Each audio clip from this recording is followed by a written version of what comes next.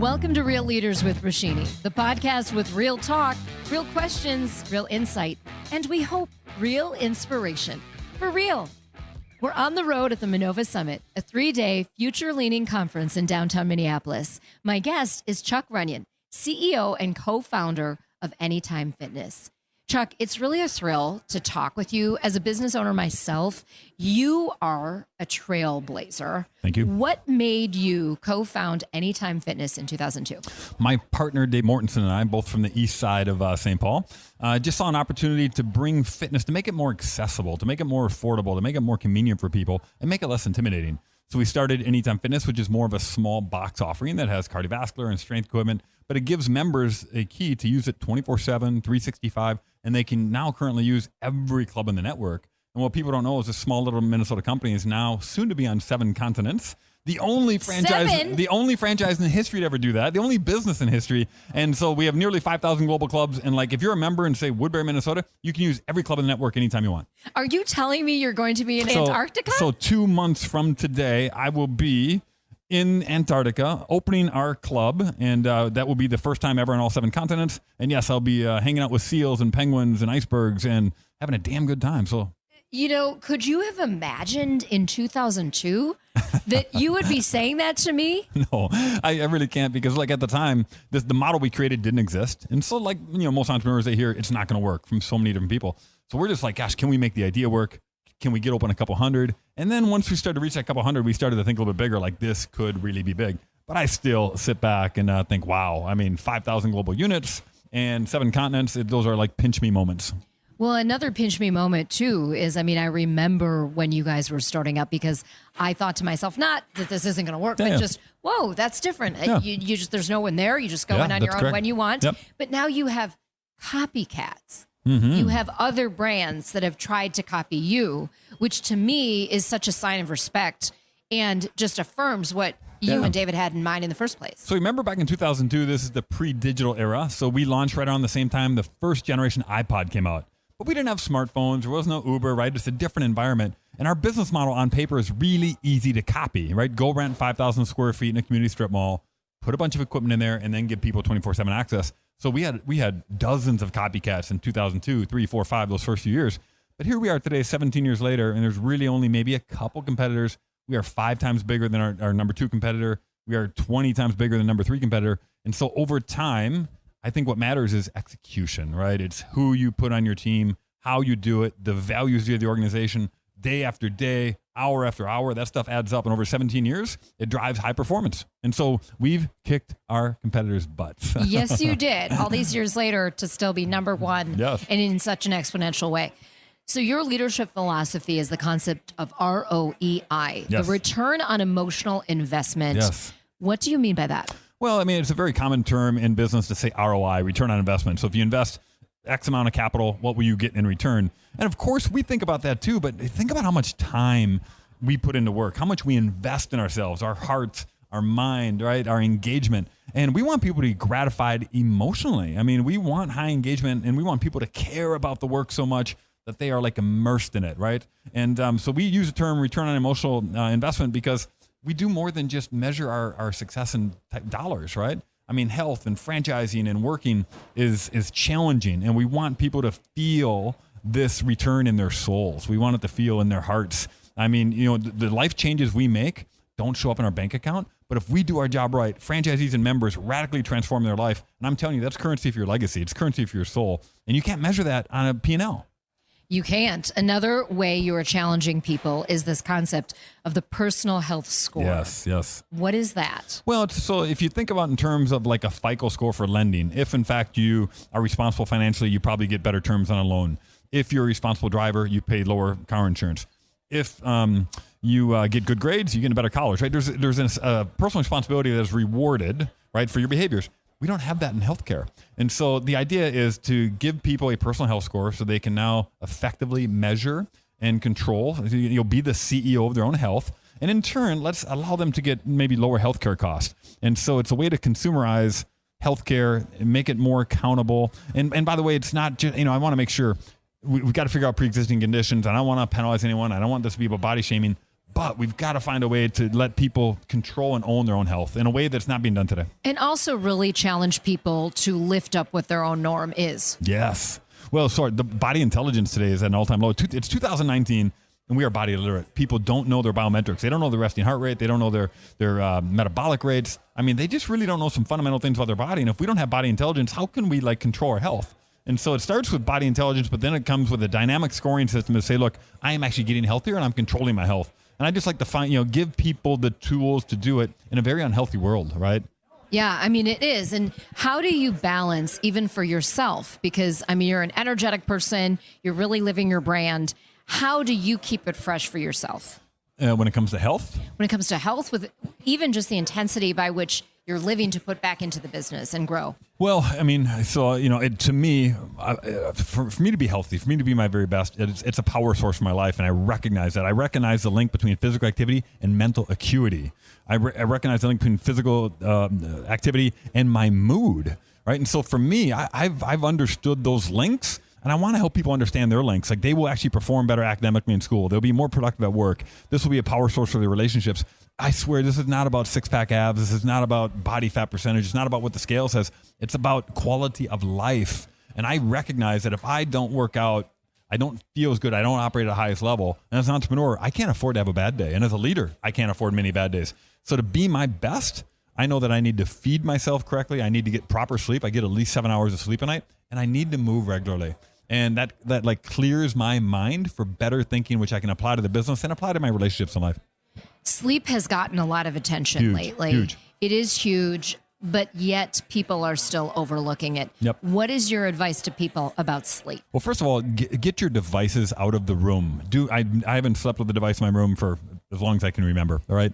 And, have a routine. I mean, again, 10:30 to 5:30 is my very typical routine. I value sleep. There's a little bit of melatonin sometimes if your mind is racing, but you've got to get a routine. You just got to value it, and make sure you're set up in an environment.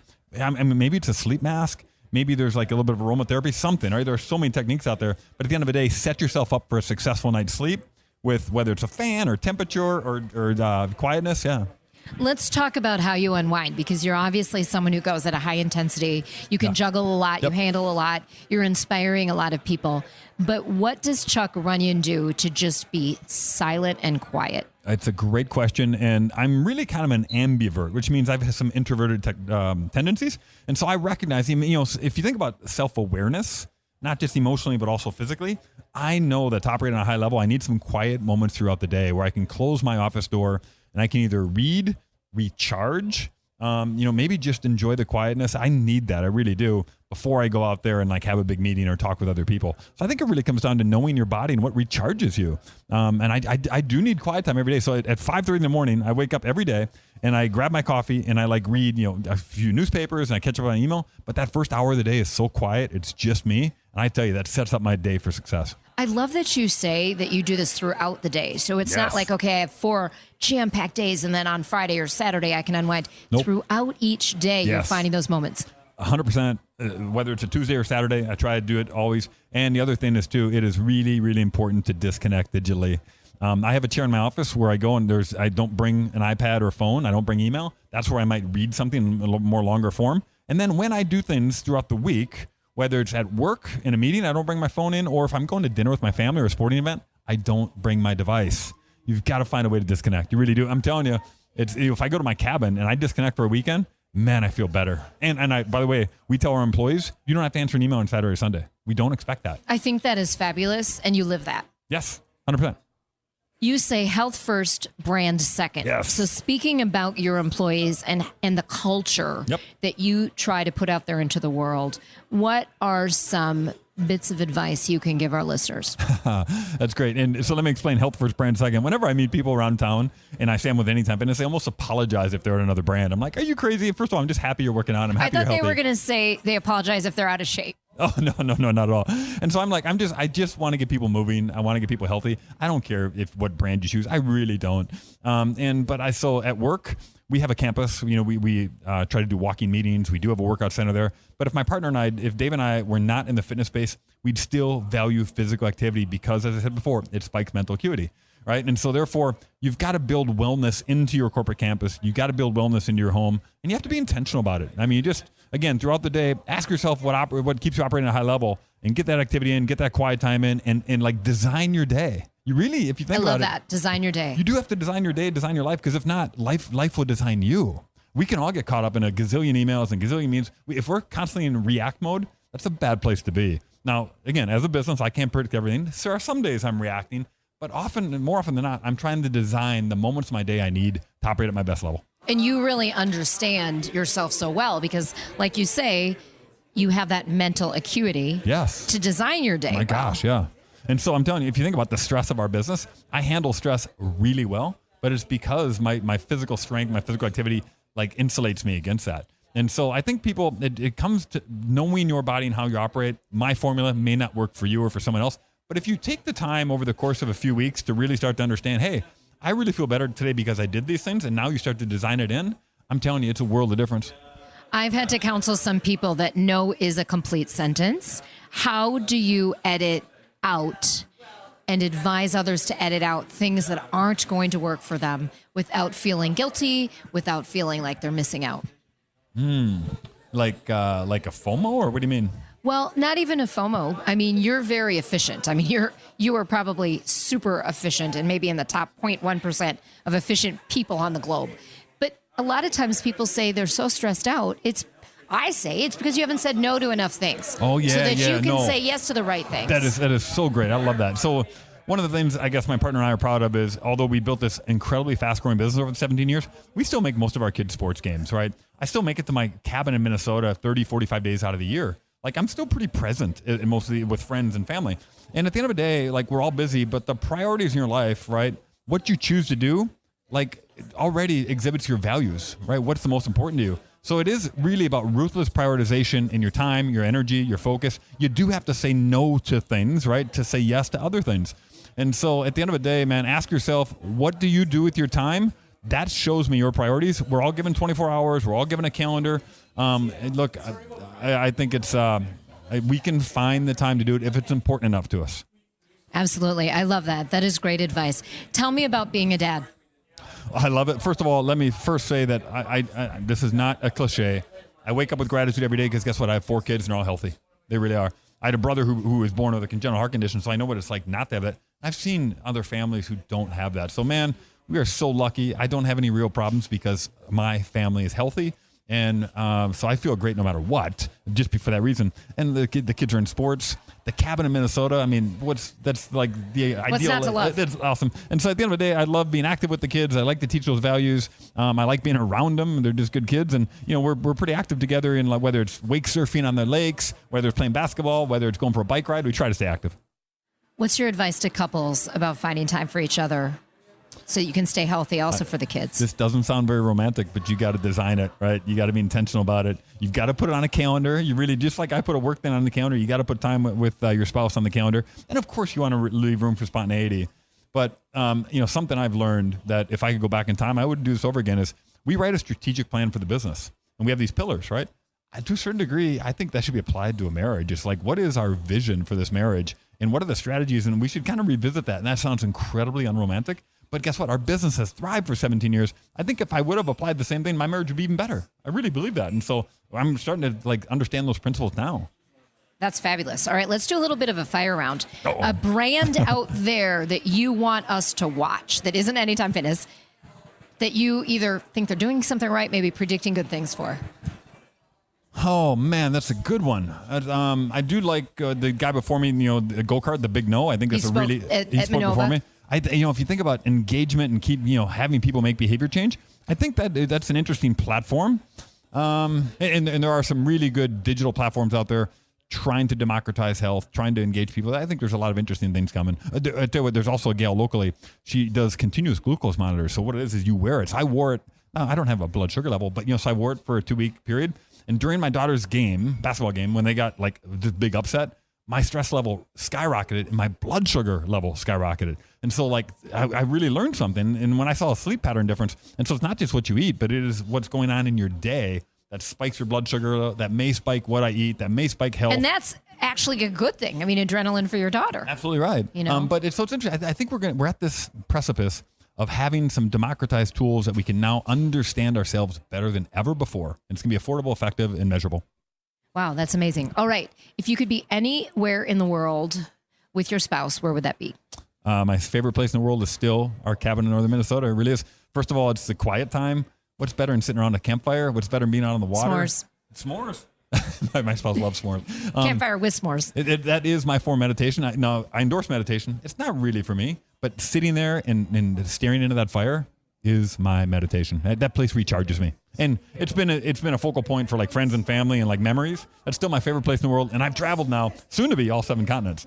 Wow. Yes. Okay. I wanted to ask you about Antarctica. So we're going to step away from our fire round for a bit. What is your hope for Antarctica? Because this is pretty revolutionary. Yes. Well, full disclosure, it's probably more of a fun PR vanity project than it really is. I mean, we're not going to profit from this other than just kind of doing an epic thing kind of approach. So, number one, we want to be the first company in history to ever be on all 7 continents. So that alone is kind of cool.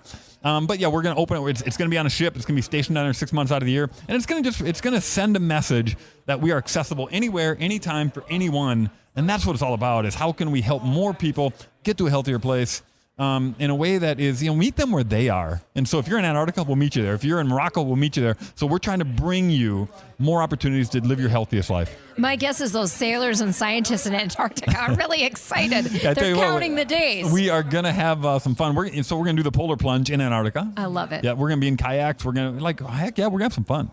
All right. Favorite curse word? F word.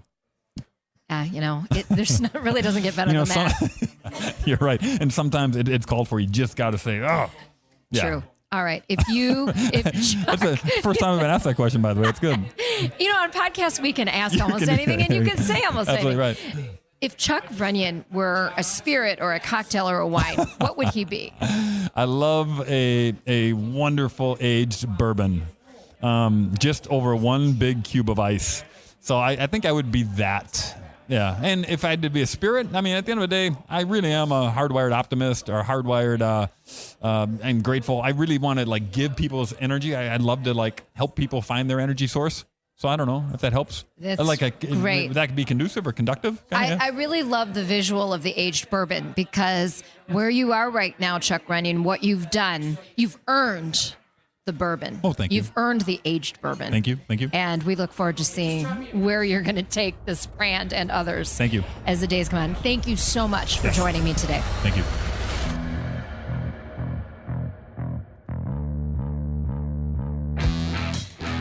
Until next time, keep it real.